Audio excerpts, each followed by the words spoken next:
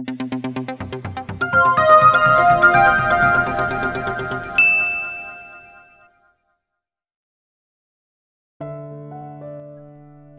POV. Weeks had passed, pero hindi ko magawang itapon ng sulat. Sino bang naloloko sa akin? Anong katotohanan ba? Ilang gabi na akong hindi nakakatulog ng maayos dahil sa sulat na yon. Nagigising din ako sa madaling araw para i-check ang anak ko.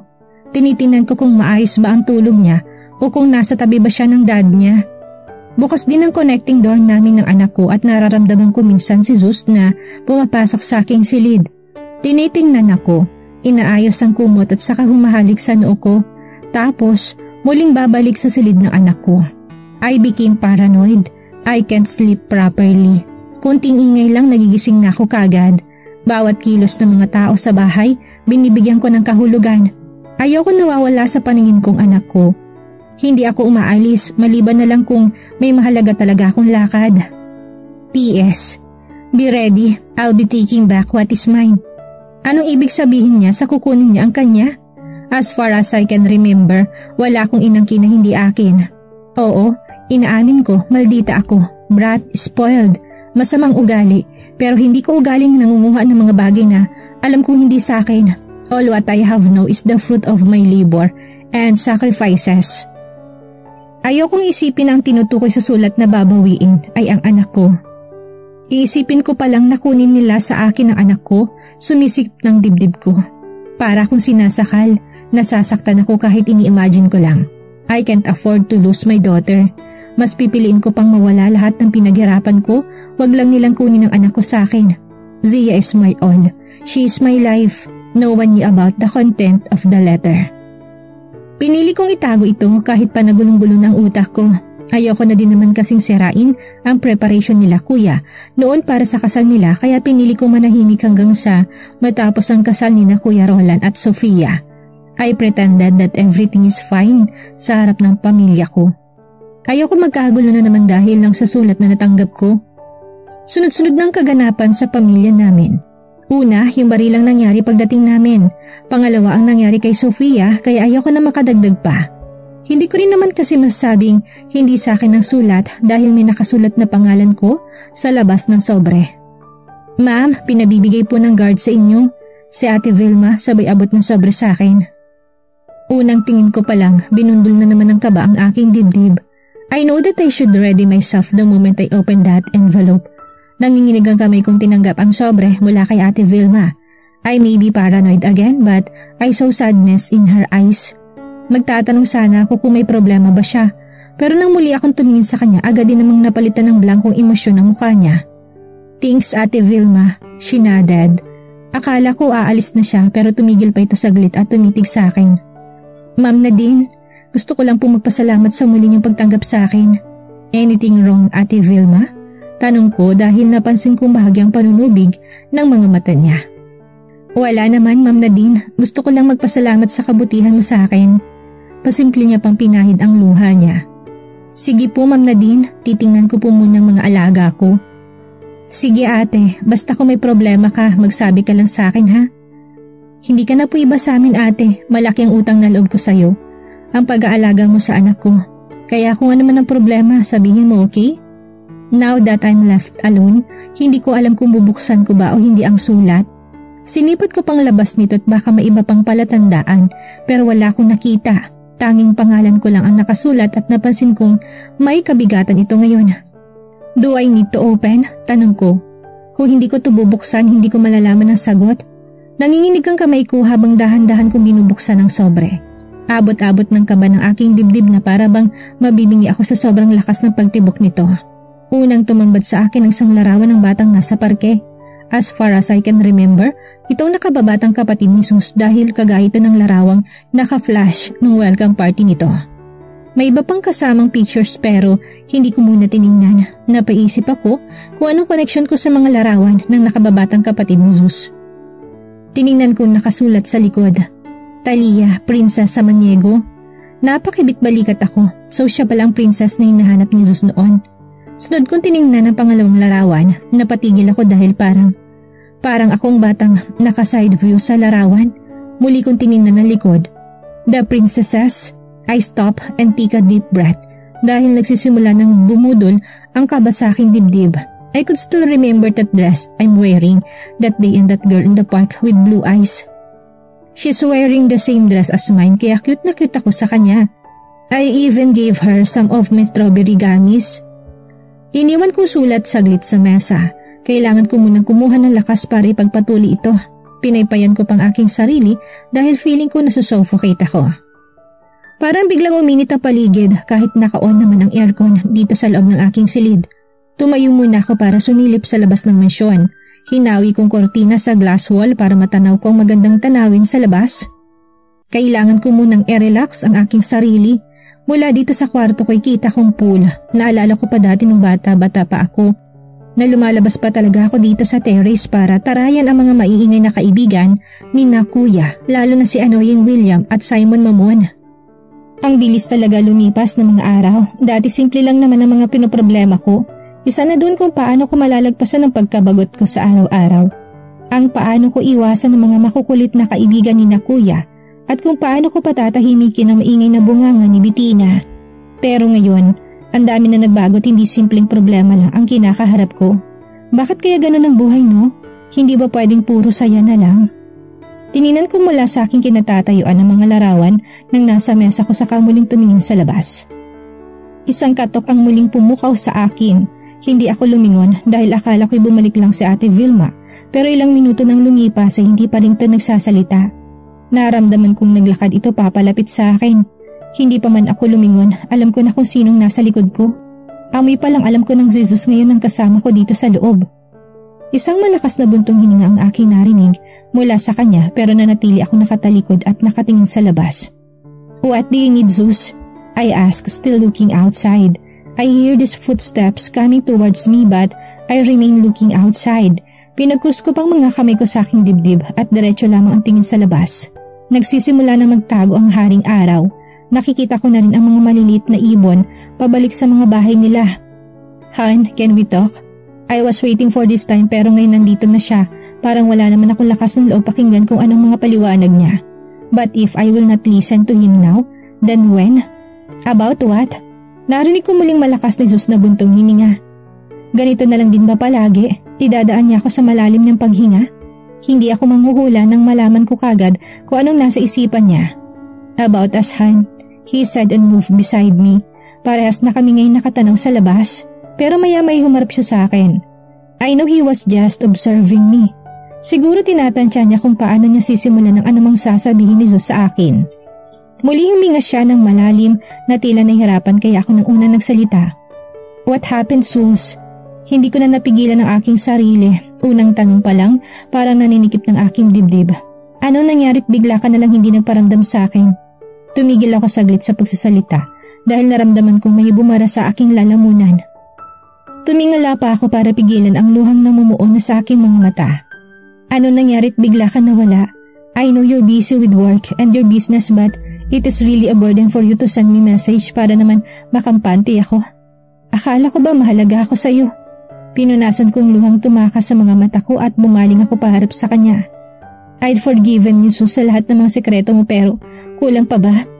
Inunawa kita dahil inisip kong para sa akin din ang ginagawa mo. Pero bakit kailangan umabot tayo sa ganito ulit? I'm sorry, Han, kung naging mahina ako. Sinubukan ni Jesus na hawakan ang kamay ko pero iniwas ko to sa kanya. Alam mo ba kung gaano kasakit sa akin na sa iba ko pa malaman na bumalik na palang kapatid mo? May tinatago ka ba sa akin? Bakit hindi mo ko kayang pagkatiwalaan? I'm sorry, Han. I'm so sorry. Ilang sorry pa bang maririnig ko mula sa iyo, Zeus? Ganito lang ba tayo palagi? I'm tired. Pagod na ako, Zeus. Hindi ko na alam kung anong gagawin ko.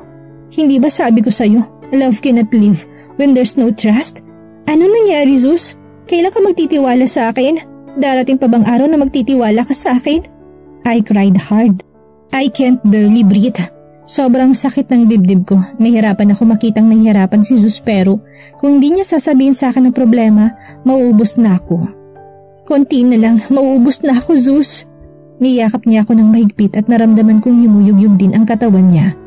I'm sorry, Han, but please listen to me. Hinayaan ko munang payapain niyang kanyang sarili. I let him cry while hugging me hanggang sa siya na mismong lumayo sa akin. Ginagap ni Zeus ang kamay ko at diretsyon tumingin sa aking mga mata. I didn't tell you about my sister because I wanted to protect.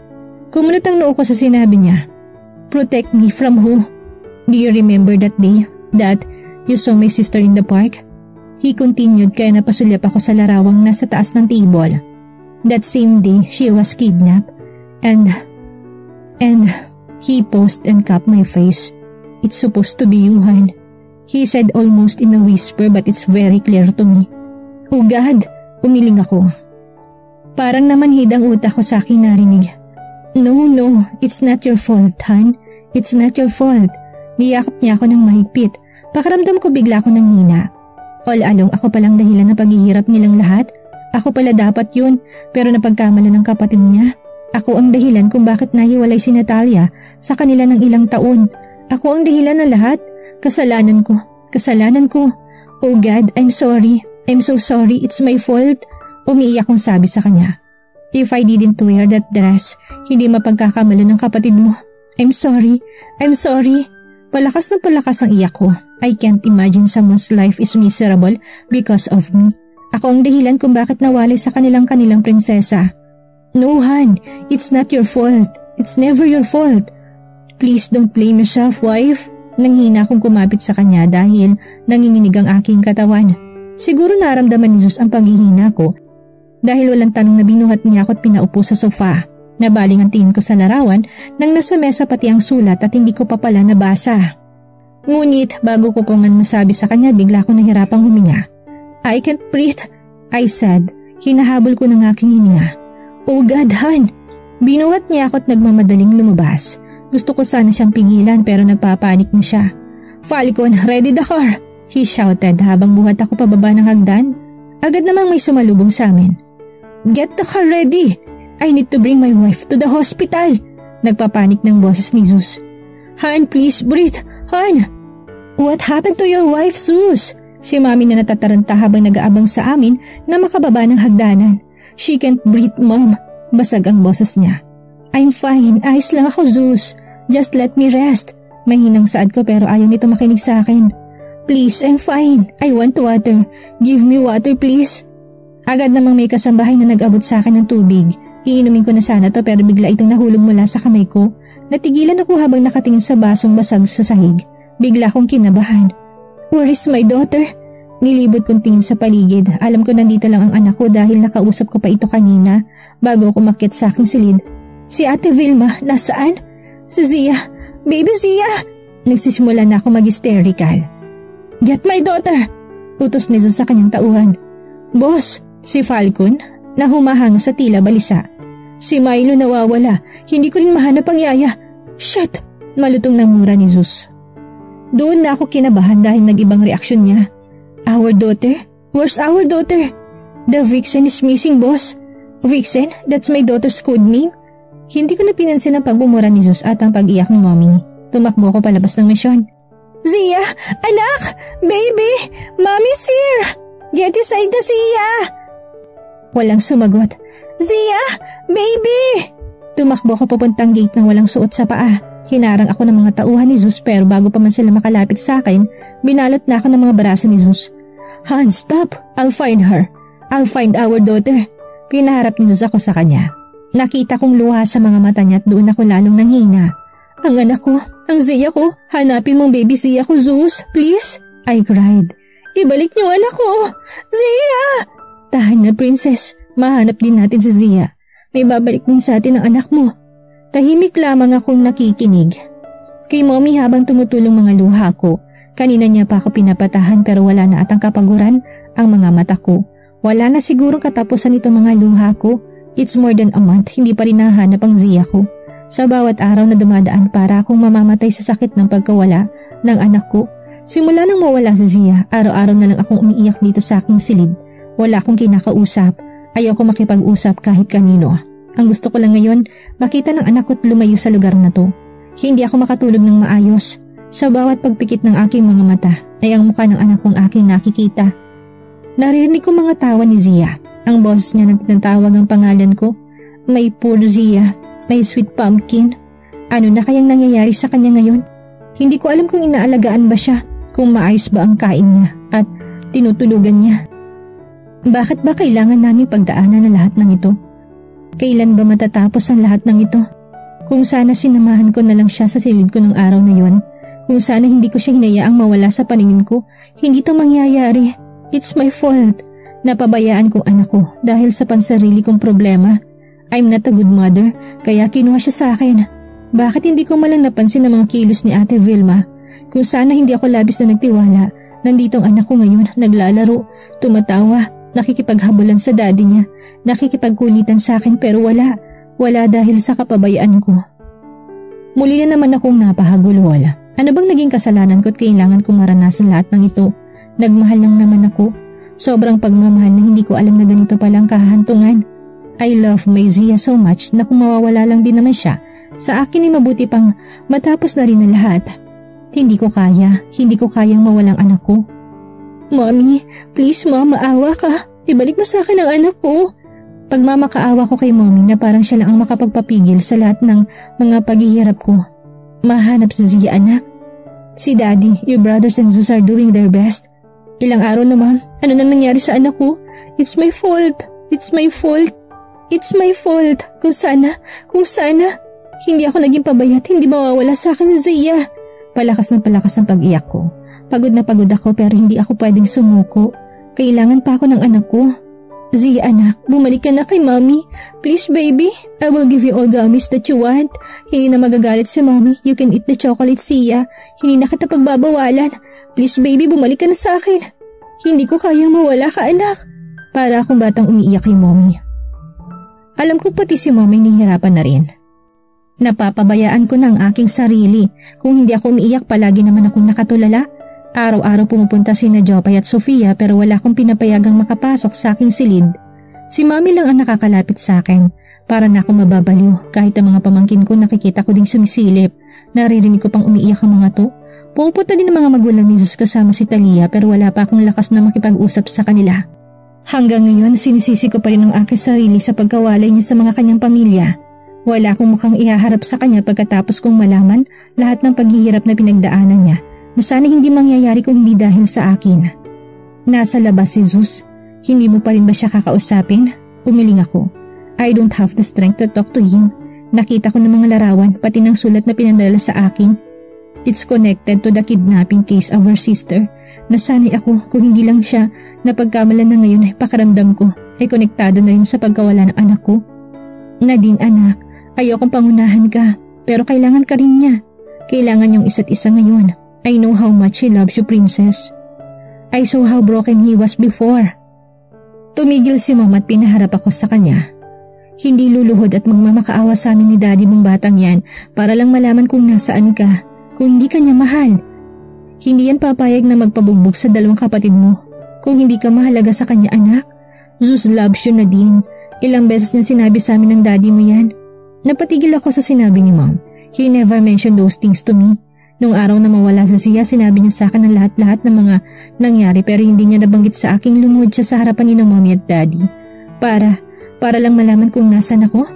Hindi niya rin nabanggit na sinaktan siya ni na kuya. He's such a nice guy, Nadine. Maliit pa lang yan, kilala ko ng batang yan. He's been through a lot. Hindi niya man sabihin sa mommy at daddy niya pero alam na mga to na sinisisi niyang kanyang sarili sa pagkawala ni Natalia. Muli na namang naguunahan ang mga luha ko pero agad din itong pinalis ni mommy. Parehas lang kayong biktima, anak. Walang may gusto sa nangyari. Kung sa'yo man nangyari yun, hindi ko rin kakayanin. Pero bilib ako kay Stella at Nathan, lalo na kay Zeus. Kailan naman hindi niya sinukuan ang kapatid niya. Tahimik lang ako nakikinig kay mommy pero walang tigil ang mga luha ko. Bakit kailangang pagdaanan namin ito ni Zeus? You know, I'm so happy nung sinabi ni Zeus na nagpakasal na kayo. Sa isip ko, finally, sarili niya naman ang iniisip niya. I was so happy na kahit biglaan ang naging desisyon niyang magpakasal, hindi ko magawang magalit sa kanya. I love that boy so much kahit pa nung maliit pa yan. He smiled na parang inaalala ang kabataan ni Zeus. Looking at my mom right now, parang anak talagang turing niya kay Zeus kaya hindi na ako nagtataka na close si Zeus sa kanya. Tahimik lang at hindi naghahanap ng gulo. Mas makulit pa nga yung mga kapatid mo sa kanya. Biglang may tumulong luha sa mga mata ni mommy. Kung may taon man akong inaasahang mag-aalaga at magmamahal sa iyo si Zeus ang gusto ko, anak. That's why I'm so happy that you married him. It's the right time for him to be happy. Buong buhay ni Zeus ginugol niya sa paghahanap kay Talia. Alam mo, nagtataka kami ng daddy mo nung tinanggap niyang anak naming maging personal bodyguard mo. He's a busy guy. Siya lang din ang tumutulong sa parents niya para sa business nila. He also has his own business plus the fact that still he's looking for Talia. Kaya pating mga kapatid mo hindi rin makapaniwala nang pumayag siya. I guess that guy is really the one for you. I smiled a little to mommy. Kahit ako, yan din ang katanungan ko noon, lalo nang malaman kong anak pala siya ng mga Samaniego. Siguro kung may pinakapaborito si mommy, si Zeus na yon. I can't blame her though. After kong nalaman ng lahat, I admit mas napamahal siya sa akin. He sacrificed a lot for me and my daughter and it makes me feel more guilty. Kausapin mo si Zeus, anak. He needs you as much as you need him. He may look tough from the outside but he's the weakest when it comes to you and your daughter. Malulungkot si Zia kapag nalaman niyang hindi ayos sa mga magulang niya. Marahan akong tumango sa kanya. Mom is right, walang may kasalanan sa nangyari. Nang lumabas yung mommy, agad naman akong pumasok sa banyo kahit na nanghihinap ang aking katawan. Kailangan kong ayusin ang aking sarili. 2 araw na akong hindi naliligo. Kailangan ko rin magpalakas para kay Zia. Nangangayayat na ako. Kung hindi pa ako kakain ngayon, baka magkakasakit na ako. Saktong pagkalabas ko ng banyo, may pagkain na kahain sa aking mesa. May mga prutas at fresh juice pa. Akala ko ayos na ako pero pagkakita ko sa pagkain na kahain, muli na naman pumatak ang mga luha ko. Ang anak ko kumakain ba ngayon? Kung sana nandito siya kasama ko tong kumakain ngayon, hindi ko naman napigilan ang aking sarili. Muli na naman akong magulhol. Ate Vilma, Milo, ibalik yung anak ko. Maawa kayo sa akin. Maayos ko kayong tinrato, bakit nyo nagawa sa akin to? Ibalik yung Zia ko. Malakas kong sigaw. Napaupo ako sa sahig at doon ko ibinuhos lahat ng sakit na aking nararamdaman. Zia, bumalik ka na! Anak! Biglang bumukas ang pintuan at bumungad sa akin ang malungkot na mata ni Zeus. Oh God, Han. I'm sorry. Basag din ang boses niya at yumuyog pang kanyang balikat. I'm sorry if I failed you again. Binuhat niya ako at pinaupo sa kama. Yumakap ako sa kanya ng mahigpit na tila doon ako kumukuha ng lakas sa kanya. I'll find her, Han. Ibabalik kong baby Zia natin. He's looking miserable. Humaba ng balbas ni Zeus at halatang wala siyang maayos na tulog. Medyo humupak na rin ang kanyang pangangatawan na halatang nagpabaya din ito. Muli na naman akong umiyak. Kailan ba matatapos ng problema namin? Please Zeus, ang Zia ko. Ibalik mong baby natin. Zia ko yun. Baby ko yun. At dito na po nagtatapos ang ika-27 kabanata ng ating kwento at sanay muli niyo po akong samahan sa mga susunod pang kabanata. Maraming salamat po.